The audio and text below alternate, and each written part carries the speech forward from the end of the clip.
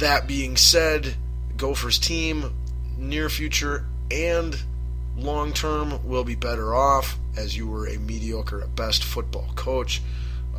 And I really, truly, genuinely hope that you can somehow find a way to be happy in life, being healthy, married, and rich, but not being able to coach football games.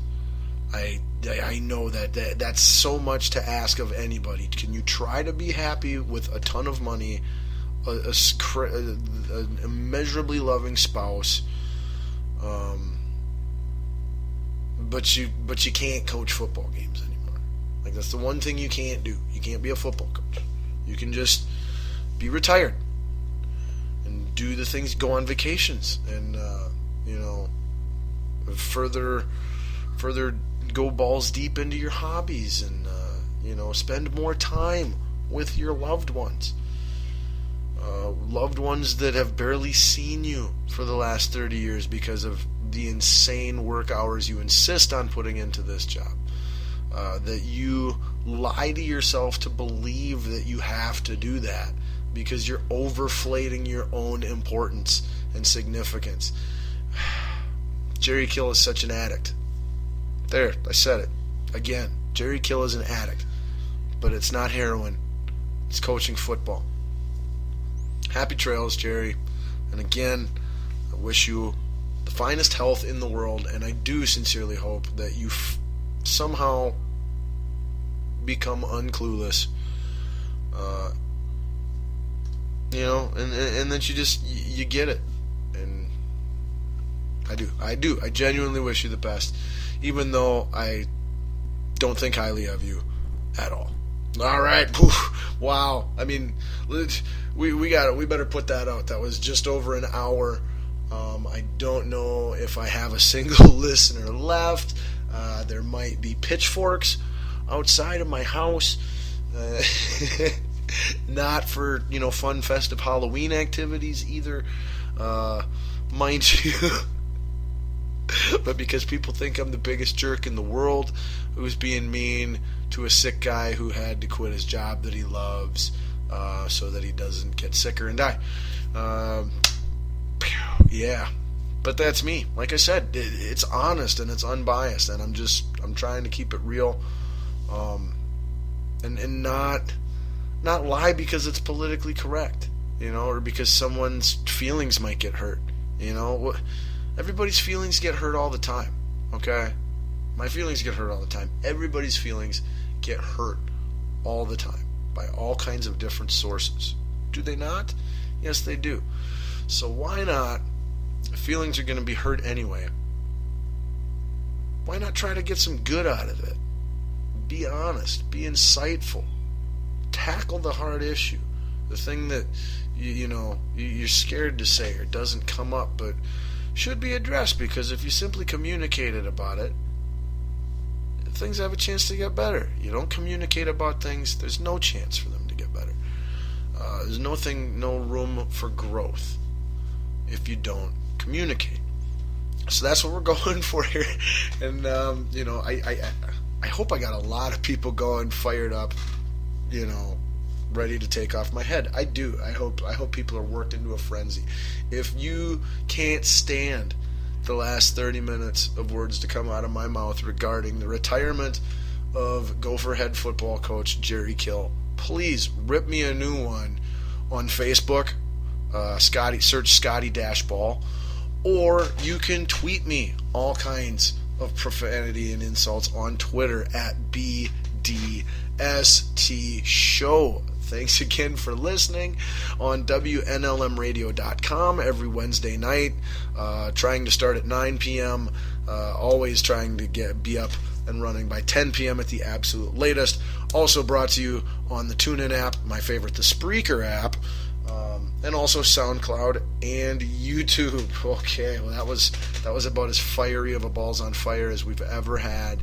And like I said, please reach out to me and share your disgust with my take on current topics. And so that was, like I said, if you were paying attention in the overview outline of the show, I promised you not just one extremely controversial, you might hate me after this take, but two.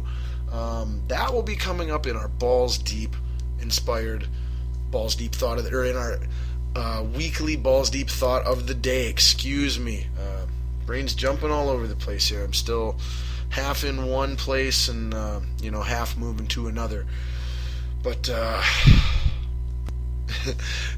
but for the most part, now we will get back to more normal sports takes on things, recaps, previews, predictions, things of that nature. Like I said, if you haven't given up on me and went, wow, this guy's a giant jerk, I'm not, I can't take this anymore. But I can't stress enough how much I'm not trying to be a jerk at all. I'm just trying to be honest, and that's it. So, see, where we go out of that? I mean, we got the big NBA season preview to go through, get underway.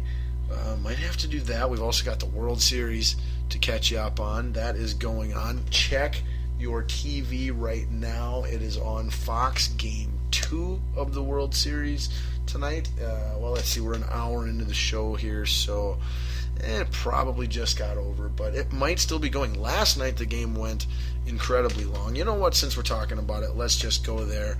Let's do a baseball meat topic here right now regarding the World Series. After all, it is the World freaking Series. Am I right? I mean, it's all the marbles. It's the championship. It's American League versus National League. It's Kansas City Royals hosting the New York Mets. And if you would have told me at any point in time in my life that I was going to see the Kansas City Royals play the New York Mets in the World Series of baseball, I would have laughed at you. I'm still laughing about the thought of it. Like, there's such perennial losers. For the two of them to both have a magic year in the same year was, it's been inconceivable. I don't think that word means what you think it means. Inconceivable. But all Princess Bride references aside, that is exactly what we have. The Royals returning to their second World Series in a row. They lost last year. They were the bridesmaids, the runners-up, the Joe Bidens. But, even in spite of my not predicting them to make the playoffs this year, the Royals won their division, the AL Central Division, beat the Toronto Blue Jays, much to my dismay, in the ALCS, and moved on to the World Series where they have home field advantage because they have the better record of the two teams in the finals. Well, they do actually have the better record of the two teams in the World Series. However, that's not how they got the home field advantage. No, they got that by being a part of the league that won the All-Star game. Yeah, because that just makes all the sense in the world in the most important championship series, that we have an exhibition game with people who are non-championship participants, determining where the home field advantage takes place. Yeah, brilliant. But anyway, so it did work out at least, where the team that should have earned the home field advantage does in fact have the home field advantage.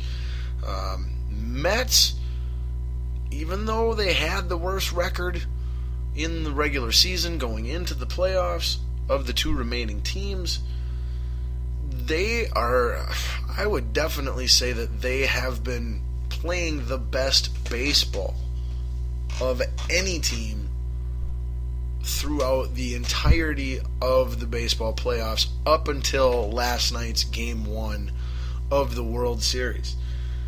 And it got crazy last night. If you were not watching Game 1 of the World Series last night, you missed out on about as crazy of a baseball game won in a World Series as you can have. And it wasted no time. I'm pretty sure, at least unless what I read today was incorrect, because I didn't get to watch all of the game. But I watched from, what was it, third inning on, fourth inning on, somewhere in there. And then I was in and out of the extra innings as well.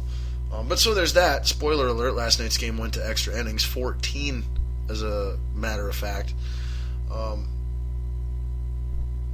I read that it was the first hitter of the game, might even been the first pitch, like the first pitch of the World Series. 95 mile an hour from Matt Harvey to blah blah blah Escobar of the Kansas City it would have been it would have been the first at bat for the Royals. It wouldn't have been the first play of the game. Royals have home field advantage, so it couldn't have been. But Escobar of the Royals hit an in-the-park home run in the first inning off of New York Mets pitcher Matt Harvey.